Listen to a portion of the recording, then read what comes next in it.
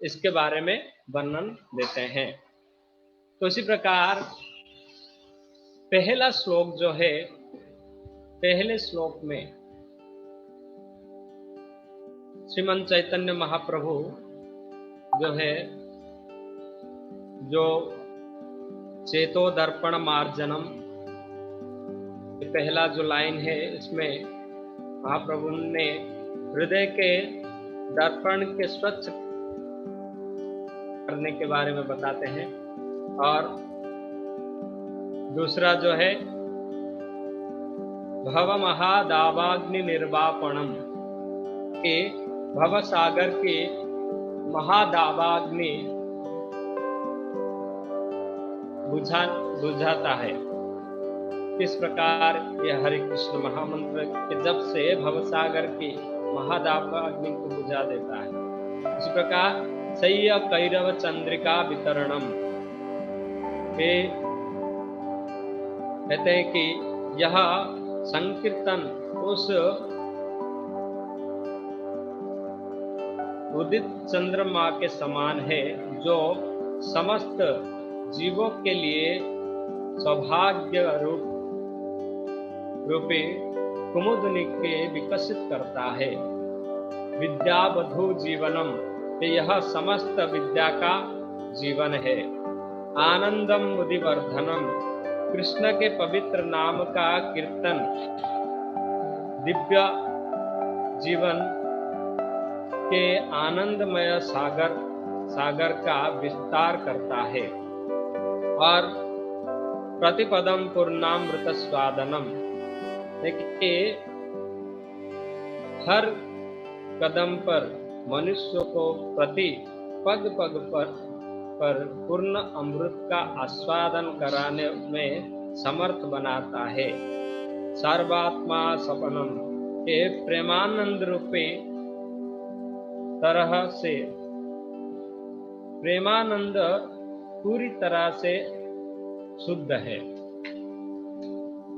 तो ये चैतन्य शिक्षाष्टकम जो है, श्रीमन चैतन्य महाप्रभु के द्वारा जो दिए गए ज्ञान है, कि श्रीमन चैतन्य महाप्रभु ने जो ज्ञान दिए हैं, ये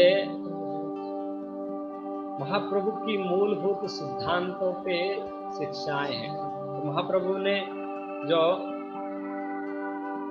हरे कृष्ण महामंत्र का जो प्रचार करने आए हैं, कि जो व्यक्ति हरे कृष्ण महामंत्र का जप करेगा या भक्ति को पालन करेगा, भक्ति शिक्षाओं को पालन करेगा, तो उन व्यक्तियों के लिए महाप्रभु की मूलभूत सिद्धांत ये है कि किस प्रकार अपने आप को किस दशा में किस भाव से रखना चाहिए।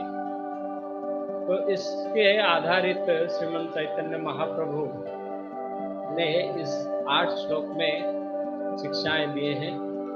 तो उसमें बताते हैं कि श्लोकों के माध्यम से 3 प्रकार के भक्ति के विषय में बताए, और 3 भक्ति और 3 वैदिक ज्ञान की जो सिद्धांत है 3 स्तर का, उसके विषय में ये 8 श्लोकों में, तो 8 श्लोकों में सारे भक्ति की सिद्धांत और सारी ज्ञान के सिद्धांत को महाप्रभु ने ये 8 श्लोक में निहित कर दिया।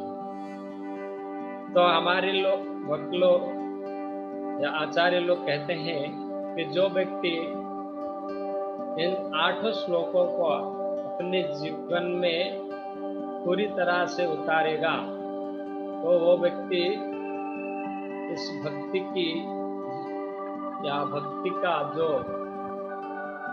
प्रयोजन है उसको प्राप्त कर पाएगा। तो हमारा जो जीवन का उद्देश्य है कृष्ण प्रेम को प्राप्त करना, तो उस कृष्ण प्रेम को प्राप्त करने के लिए भक्ति के अलग अलग स्तर से होकर हमको गुजरना पड़ता है।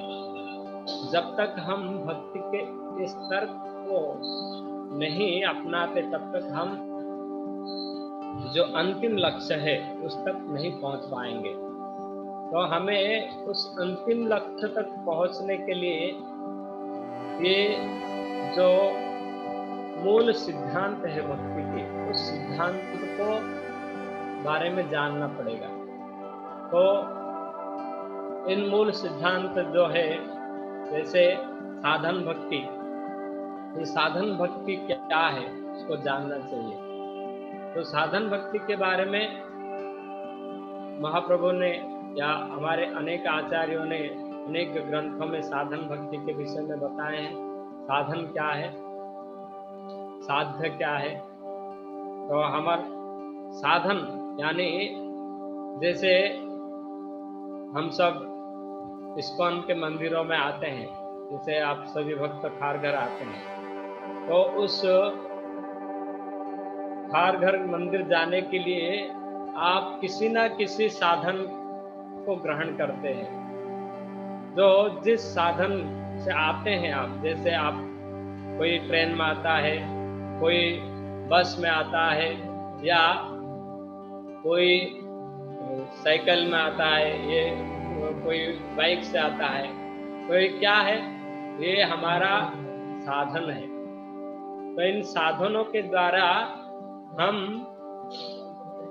जहाँ जाते हैं, यानी हम जिस प्रकार हम जाएंगे इस्कॉन मंदिर में, वो क्या है, हमारा साध्य है। तो हम साधन के द्वारा साध्य वस्तु को प्राप्त करते हैं। तो उसी प्रकार जो भक्ति है वो क्या है, साधन है।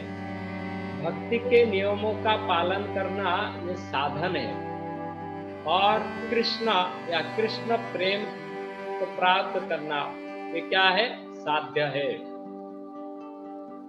तो हमें कृष्ण को प्राप्त करने के लिए जिन विधि विधानों का, जिन साधनों का पालन करते हैं, उसे साधन भक्ति कहते हैं। तो हम इस साधना के द्वारा ही हम कृष्ण तक पहुंच सकते हैं। तो इसलिए श्रीमन चैतन्य महाप्रभु हमें जो महानतम शिक्षा दिए हैं, वो शिक्षा हमको किस प्रकार कृष्ण तक पहुंचना है या साध्य तक पहुंचना है, ये हमें सिखाता है। तो कृष्ण प्रेम को प्राप्त करने के लिए हमें जिन जिन साधनों को ग्रहण करना है, वही हमारे लिए साधन भक्ति है। या भक्ति के जो विधियों को पालन करना, ये साधन भक्ति का एक अंग है, जिसे कहते हैं विधि भक्ति। तो साधन भक्ति में पहले, जैसे हम पहले कई बार चर्चा किए हैं कि स्तर है भक्ति में। पहले भक्ति में जो व्यक्ति आता है उसके लिए पहले क्या है, तो कहते हैं आदि श्रद्धा। तो हमारा भक्ति में आने के लिए, भक्ति में आगे बढ़ने के लिए, भक्ति को ग्रहण करने के लिए पहले क्या चाहिए, हमें श्रद्धा होना चाहिए। जिस व्यक्ति में श्रद्धा होता है वो भक्ति राज्य में आगे बढ़ता है। आदु श्रद्धा, फिर आदु श्रद्धा से क्या होता है, ततः साधु संग। इस साधु संग को हम प्राप्त करते हैं। तो श्रद्धा, साधु संग, फिर जब साधु संग होता है तो उसके बाद क्या होता है, भजन क्रिया। हम भजन करते, हरे कृष्णा कृष्णा कृष्णा हरे हरे, हरे राम राम राम हरे हरे। ये हम हरे कृष्ण महामंत्र का जप करना, ये क्या है, भजन क्रिया। तो आदु श्रद्धा, ततः साधु संग, फिर भजन क्रिया। भजन क्रिया करने से क्या होगा, जो अनर्थ निवृत्ति।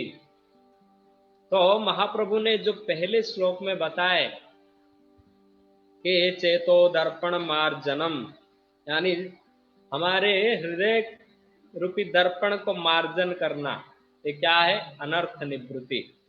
जब हम भगवान के नामों का कीर्तन करते हैं तो इस नामों का जप करने से जो दशा होगा हमारा, वो है अनर्थ निवृत्ति।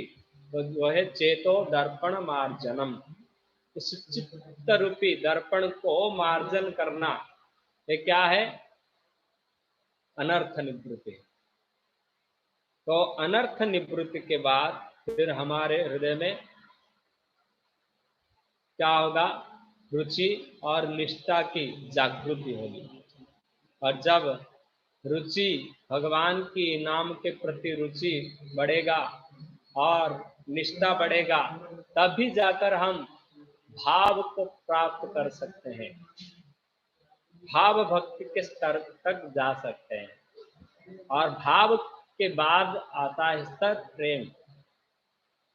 तो इस जो 8 श्लोक में महाप्रभु ने साधन भक्ति और भाव भक्ति और प्रेम भक्ति के बारे में बताए हैं। और इसी प्रकार संबंध ज्ञान, अभिधेय ज्ञान और प्रयोजन ज्ञान, ये 3 ज्ञान के बारे में भी हमें इस 8 श्लोक में बताते हैं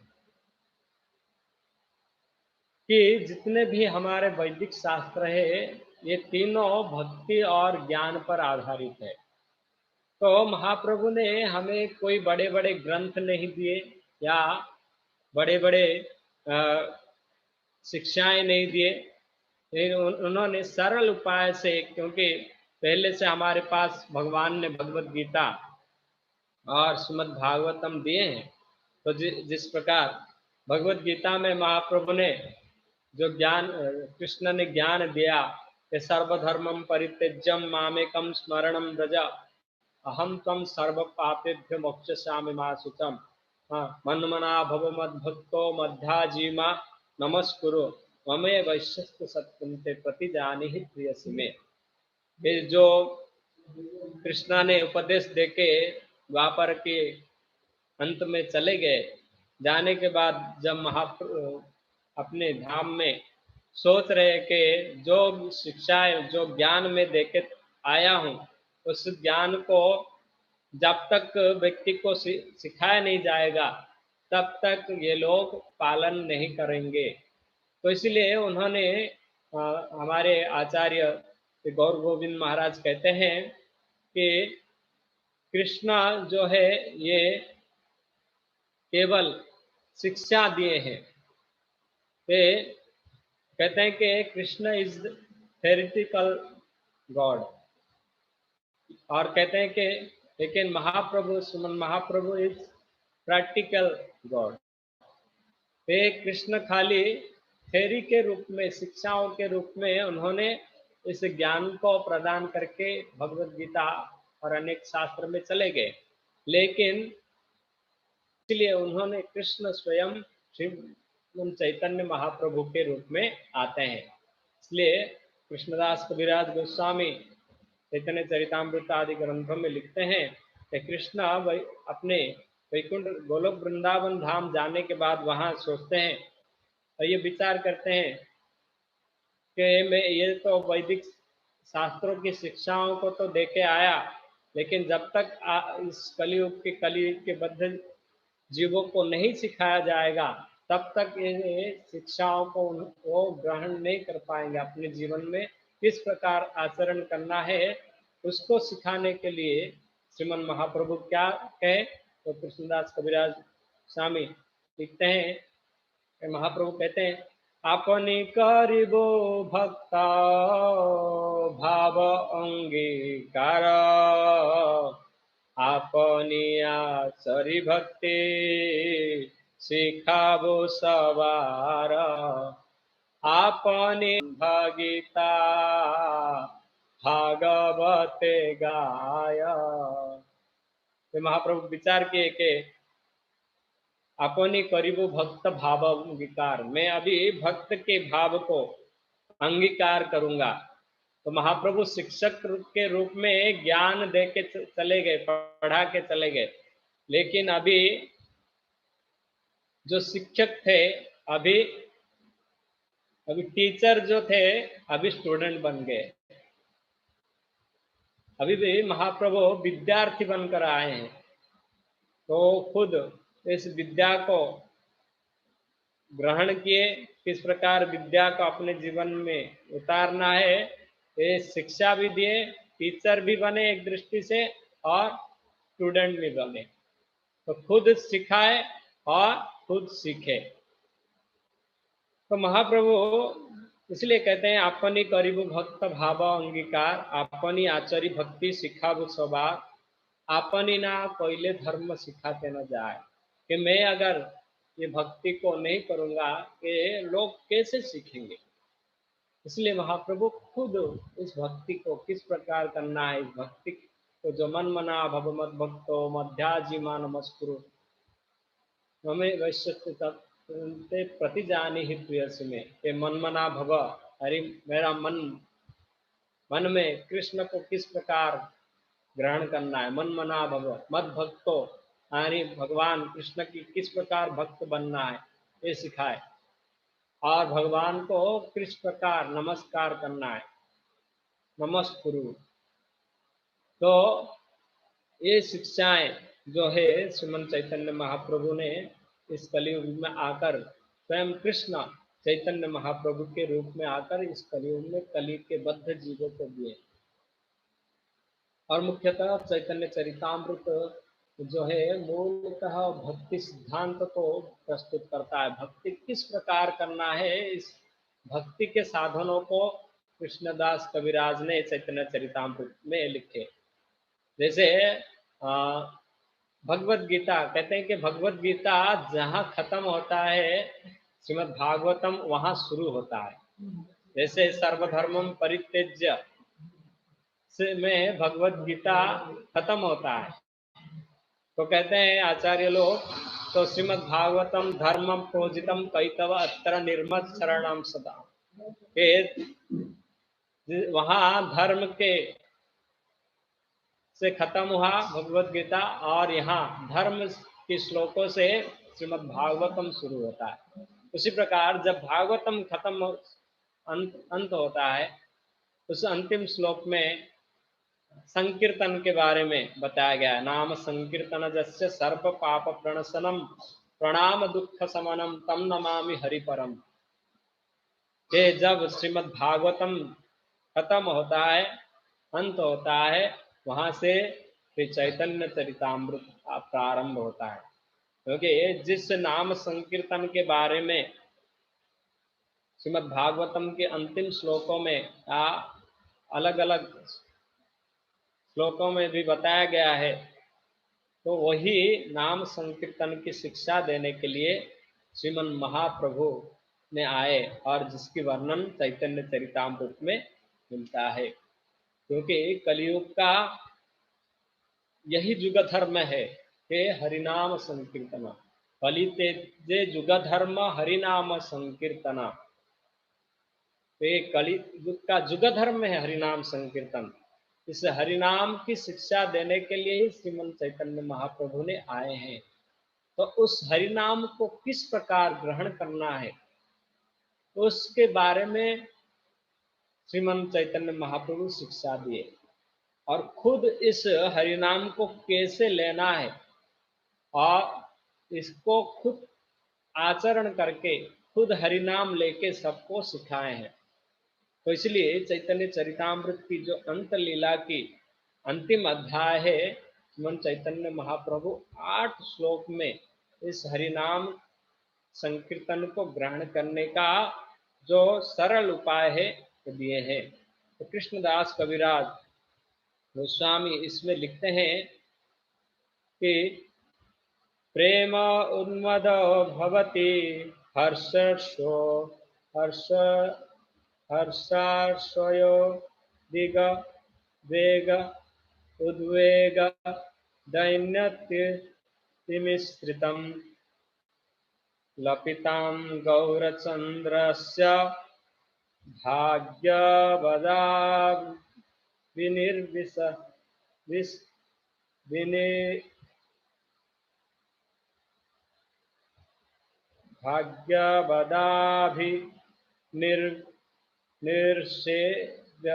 निर्सेव्यते। कहते हैं कि प्रेम जनित हर्ष ईर्षा उद्वेग दैन्य व आरती मिश्रित जिन श्री गौरांग के प्रलाप वाक्य भगवान पुरुष पुरुष की श्रवण किया करते हैं, उन उनके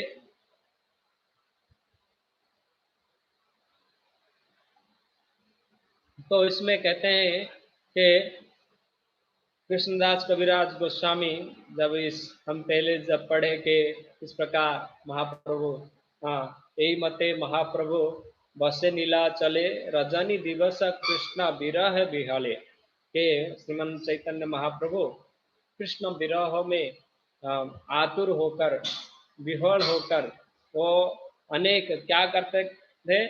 स्वरूप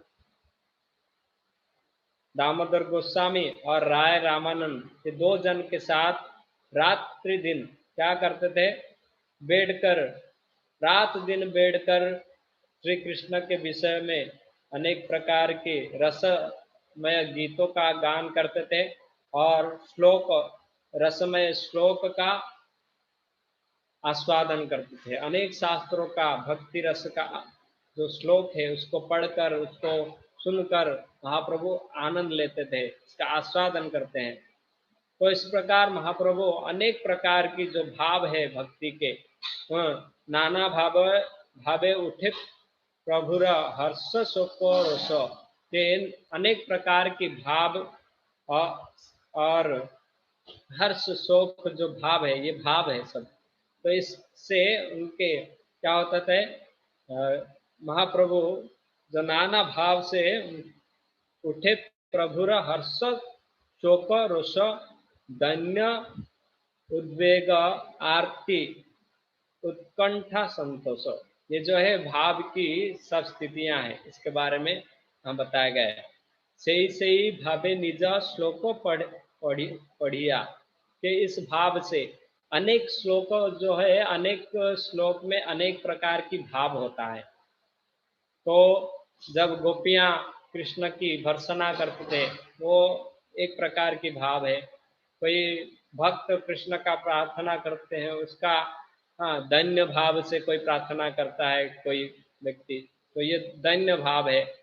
तो ऐसे कोई हर्षित हो के कृष्ण का वाक्य करते हैं तो ये हर्षमय भाव है। तो शोक से कोई दुखी होकर भगवान कृष्ण के दुख का अपना दुख कहते हैं, तो ये दुख का भाव है। तो रोष, कोई रूठ कर भगवान से अनेक प्रकार की श्लोक कहा, तो ये रोष का भाव है। तो कोई धन्यता से, कोई दुखी आरती, आरती यानी दुखी होकर प्रार्थना करता है, ये दुख का। और कोई उत्कंठित होकर के कुछ प्राप्त करने के लिए, कुछ भगवान की से प्रार्थना करते हुए, ये उत्कंठामय। और कोई पूरी तरह से भक्ति से जो रस मिला है उसमें संतोष होकर जो प्रार्थना करते हैं, तो संतोष जनित भाव है। तो इस प्रकार से अनेक प्रकार की भाव है। लेकिन ये जो भावों की दशा है, ये सभी भाव श्रीमन चैतन्य महाप्रभु की अंदर पाए जाते हैं, क्योंकि कृष्ण को कहा जाता है अखिल रसामृत सिंधु। तो सभी रस की आगार है कृष्ण। कृष्ण सभी रसों के आगार होने के कारण उनके पास सभी रस उपलब्ध है। तो इसीलिए यहाँ जो कहा गया, नाना भावे उठे प्रभुर हर्ष शोक रोष दैन्य उद्वेग आरती उत्कंठा संतोष, तो ये सब भाव है। तो ये भाव की दशा है। जब कोई भाव के स्तर पे जाता है, उनकी दशा ये हो जाता है। कहते हैं सही भावे निज श्लोक पढ़िया, श्लोकेर अर्थ आस्वादये दुई बंधु लैया।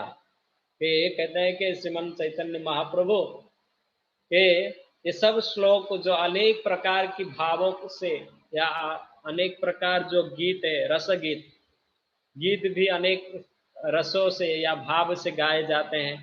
हाँ, तो इन भाव के स्तर को हम और कभी चर्चा करेंगे, तो इसके अच्छे तरह से तो भाव क्या है इसके बारे में और अच्छे से कभी जानेंगे।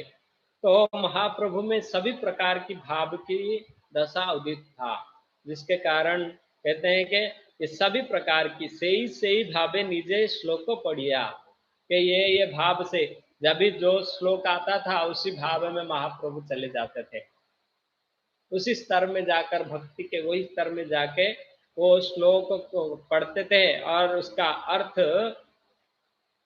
को आस्वादन करते थे, खुद उस अर्थ उसके गुण तत्व को ग्रहण करते थे। और कहते हैं कि उनके दो संगी जो थे, कौन है, स्वरूप दामोदर और राय रामानंद, ये दो जन के साथ मिलकर वो जो महाप्रभु है इस भक्तिमय रस को वह आनंद लेते थे। तो वही कृष्णा, इसलिए शास्त्र कहता है अनर्पित चरिम चिरा करुणया अवतीर्ण कलौ समर्पयेत उन्मत उज्ज्वल रस साभक्ति स्त्रिया हरि पुरट सुंदर धृति कदम्ब संदीपितः सदा हृदय कंदरे सुरतवास सचिनंदन। कहते हैं कि श्रीमन चैतन्य महाप्रभु जो इस कलयुग में जो नहीं दिया गया है, अनर्पित चरिम चिरा, जो कभी अर्पण नहीं किया गया, उस भाव भक्ति को देने आए हैं, उस प्रेम भक्ति को देने आए हैं। इसलिए कहा गया है अनर्पित चरिम चिरा,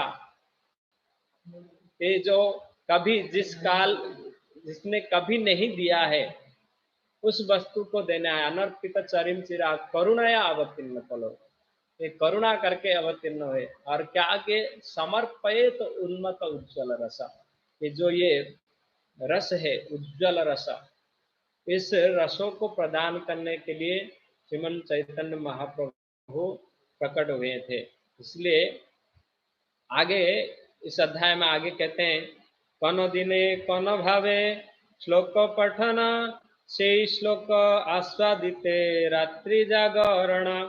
के श्रीमन चैतन्य महाप्रभु क्या करते थे, कौनो दिने किसी दिन और किसी भाव से, कौनो भावे श्लोक को पठना, कभी जिस प्रकार हम यहाँ पढ़े अनेक अनेक भावों के बारे में कि नाना भावे उठे प्रभु हर्ष शोक रोष, ये हर्ष शोक रोष दैन्य आरती उत्कंठा संतोष, ये जो है ये भाव की दशा है। तो ये भाव की दशा में महाप्रभु क्या करते थे, किसी दिन कौन से स्तर पे, भाव के स्तर पे चले जाते थे और उसी अनुसार वो अपने भाव के अनुसार वो श्लोक बोलने लगते थे और उसी श्लोक का सही श्लोक का आस्वादित रात्र जागरण, उसी श्लोक को बोलते थे और उसको फिर उसी श्लोक का अर्थ बताते थे और इसी प्रकार वो अनेक प्रकार की आनंद लेते थे।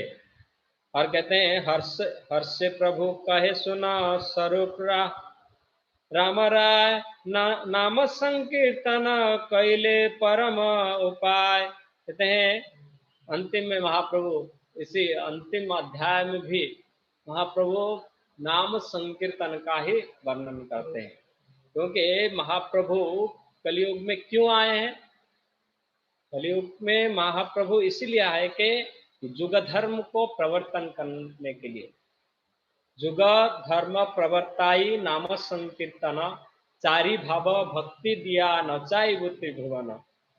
तेज महाप्रभु जुग धर्म प्रवर्तन करने के लिए आए हैं और क्या के, इसलिए जो हरे कृष्ण महामंत्र है ये कलयुग का युग धर्म है। इसी युग धर्म को देकर महाप्रभु ने सभी जीवों का उद्धार किए। इसी एक मंत्र में महाप्रभु ने सभी प्रकार की भावों को एकत्रित किया है। तो इसलिए यहाँ कहते हैं जुग धर्म प्रवर्ताई नाम संकीर्तन, ये जो जुग धर्म है इसको प्रवर्तन किया तो क्या है, नाम संकीर्तन। और चारी भाव भक्ति दिया नचाइबु त्रिभुवन भुवन। ये चार चार प्रकार की जो भाव है, हम लोग जानते हैं पांच भाव है। क्या है? पंच भाव जो है भक्ति में पांच प्रकार के, ऐसे तो शास्त्र में कहा गया है 64 प्रकार की भाव है भक्ति में। तो इनमें से पांचतः मुख्य है। ये क्या कहते हैं कि जो रस है, पांच रस मुख्य है। 64 नहीं है, गलत कहा। इसमें अनेक प्रकार की रस है, लेकिन इन रसों में पांच जो है रस मुख्य है। तो वो है वात्सल्य रस, साक्ष्य रस और शांत रस, माधुर्य रस और दास्य रस। ये पांच रस है। तो ये पांच रस में भक्त भक्ति करता है। लेकिन महाप्रभु ने यहाँ जो कहा गया है चारी भाव भक्ति दिया, ये चार प्रकार की भाव को रस को ग्रहण किए। तो क्या है? क्योंकि भक्त कभी शांत रस में भक्ति करना नहीं चाहता है। शांत रस को भक्ति से पृथक कर दिया गया है। भक्ति में चार रस मुख्य है, जो है वात्सल्य रस, साक्ष्य रस, दास्य रस और माधुर्य रस। और इस चारों रसों में भी जो माधुर्य रस को कहा गया है उन्मत्त उज्ज्वल रस। इसे कहा गया है यहाँ अनर्पित चरिम चिरा करुणया अवतीर्ण कलो समर्पयेत उन्मत्त उज्ज्वल रस।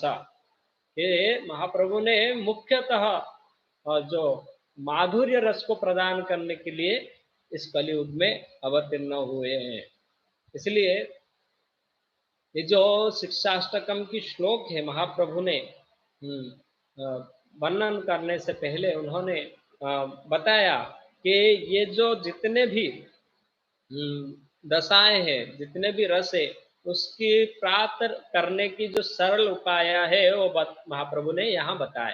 कहते हैं हर्ष से प्रभु कहे सुनो स्वरूप राम राय, के महाप्रभु ने हंसकर कहे कि सुनो स्वरूप दामोदर रामानंद राय, आप सुनो के नाम संकीर्तन कैले परम उपाय। भगवान की नाम संकीर्तन करने से यही परम उपाय है कि इसी नाम संकीर्तनम जस्य सर्व पाप प्रणशनम प्रणाम दुख समनम तम नमामि हरिपरम। के जिसे श्रीमद् भागवतम में ये श्लोक कहा गया है कि नाम संकीर्तन जस्य, श्रीमद् भागवतम की अंतिम श्लोक है, अंतिम स्कंद के अंतिम अध्याय के अंतिम श्लोक है ये। तो यहाँ भी नाम संकीर्तन के बारे में महाप्रभु भगवान बताते हैं कि नाम संकीर्तन ही केवल सार है, नाम संकीर्तन कैले परम उपाय। तो यही एक उपाय है कि व्यक्ति नाम संकीर्तन के द्वारा ही क्या करेगा, वो सभी प्रकार की साधन और साध्य को प्राप्त कर पाएगा। क्योंकि इस कलयुग में नाम ही साधन है और नाम ही साध्य है। शास्त्र कहता है कि नाम जो ही हमारा हरे कृष्ण महामंत्र जो है ये साधन है हमारा। इसी हरे कृष्ण महामंत्र के द्वारा ही हरे कृष्ण यानी कृष्ण या हरे कृष्ण महामंत्र का जो शुद्ध मंत्र है उसको प्राप्त करना ही हमारा जीवन का अंतिम लक्ष्य है। क्योंकि जो नाम है, नाम और नामे अभिन्न है और इस कृष्ण नाम से ही हम कृष्ण को प्राप्त कर सकते हैं। इसलिए इस कृष्ण नाम को कैसे जप करना है और जो व्यक्ति इस कृष्ण नाम का जप करता है उसका क्या दशा होगा, इसके बारे में बताते हैं। तो ऐसे अनेक शास्त्रों में के बारे में बताया गया है। कहते हैं एतन्नि निर्बद्ध मानानं विच्छतामकु ते भयम जोगिनं नुपर निर्णीतम हरिनामानुकीर्तनम। तो ये हरिभक्ति विलास में एक श्लोक में कहा गया है कि गरुड़ पुराण का श्लोक है, जहाँ कहा गया है कि हे राजन, निर्वेद भावपन्न मुमुक्षु पुरुषों को मोक्ष प्राप्ति के विषय में फलाकांक्षा सकाम व्यक्तियों की अभिष्ट प्राप्ति के विषय में तथा जोगियों के परमात्मा के साथ मिलन प्राप्ति के विषय में अर्थात कर्म योग तथा ज्ञान की साधनों की स्वस्व अभिष्ट फल प्राप्ति करने में श्री नाम संकीर्तन ही एकमात्र विधान है कि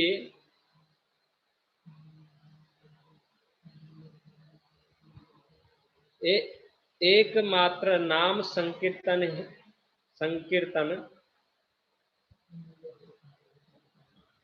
मार्ग है। यही साधन निर्णित है। तो यही एक जो नाम संकीर्तन ही एक ही केवल साधन है जिसके द्वारा हम भगवत प्राप्त कर सकते हैं। और इस कलयुग में और किसी भी आप कर्म योग या ज्ञान के माध्यम से भगवान को प्राप्त नहीं कर पाओगे। जब तक हम भक्ति नहीं करते तब तक हम भगवान को नहीं प्राप्त कर सकते हैं। तो भक्ति ही एकमात्र साधन वस्तु है, जिस साधन के द्वारा हम हमारे साध्य जो भगवान है उन तक पहुंच पाएंगे। इसलिए अलग श्लोकों में भी इसका वर्णन मिलता है। कहते हैं किम करिष्यति सांख्येन किम जोगेन नरया मुक्ति मिच्छन्ति राजेंद्र कुरु गोविंद कीर्तनम। कहते हैं हे राजन, सांख्य योग से वो अष्टांग योग से तुम्हें क्या लाभ? यदि तुम मुक्ति की इच्छा रखते हो तो तुम्हें श्री गोविंद का नाम कीर्तन करना चाहिए। तो यहाँ भी इसी श्लोक में कहा गया है कि ये जो है गरुड़ पुराण की हरिभक्ति से गरुड़ पुराण की श्लोक है, और हम जो पहले पढ़े वो श्रीमद् भागवतम का श्लोक है। तो यहाँ भी इस श्लोक में भी कहा गया है केवल गोविंद भगवान गोविंद की कीर्तन के द्वारा ही हम जो भगवत प्राप्ति कर सकते हैं। इसलिए इसी में महाप्रभु जब इस शिक्षाष्टकम की वर्णन करते हैं, इसमें महाप्रभु ने अनेक सुंदर तरीका से नाम संकीर्तन के बारे में शुरू में बताते हैं, फिर उसके बाद आगे जाकर महाप्रभु जो है शिक्षाष्टकम के बारे में बताएंगे। तो हम कल इस शिक्षाष्टकम के बारे में चर्चा करेंगे। तो कल हम पहला श्लोक जो है उसके बारे में चर्चा करेंगे। हरे कृष्णा। आज जो लेट आया नहीं तो तकनीकी वजह से जो खराबी थी ये रिकॉर्ड है। तो आज हम अनेक पहला दिन था तो तकनीकी कुछ समस्या आई, इसके कारण हम थोड़ा उस समस्या के कारण हम इधर उधर हुआ, क्षमा चाहते हैं। और रिकॉर्डेड है, जो भी रिकॉर्डिंग हुआ है उसको आप सुन सकते हैं। जो लेट आए हैं क्लास शुरू होने के बाद आए उनको अच्छे से सुन सकते हैं। तो हम कभी कभी इसके बारे में प्रश्न भी पूछेंगे, तो अगर आप ध्यान से सुने होंगे तो फिर आप उत्तर भी दे सकते हो। तो आज जो भी बताए तो पहले भी प्रभु आपको आगे जाके प्रश्न करेंगे, तो आपको बताना पड़ेगा, इसलिए ध्यान से सुनिए। तो कल हम पहला जो श्लोक है चेतोदर्पण मार्जनम भव महादाबाग्नि निर्वापणम सय्य कैरव चंद्रिका वितरणम विद्यावधो जीवनम, इसके बारे में हम फिर कल चर्चा करेंगे। हरे कृष्ण। सेव करो, फिर वो डाउनलोड करो, डाउनलोड करके आप फॉरवर्ड करो, सेव करो ना, मिळाला लिंक वाला ना, फ्रेंड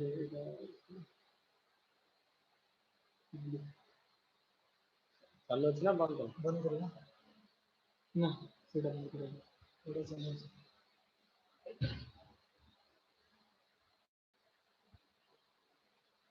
12 राउंड देखे जाए।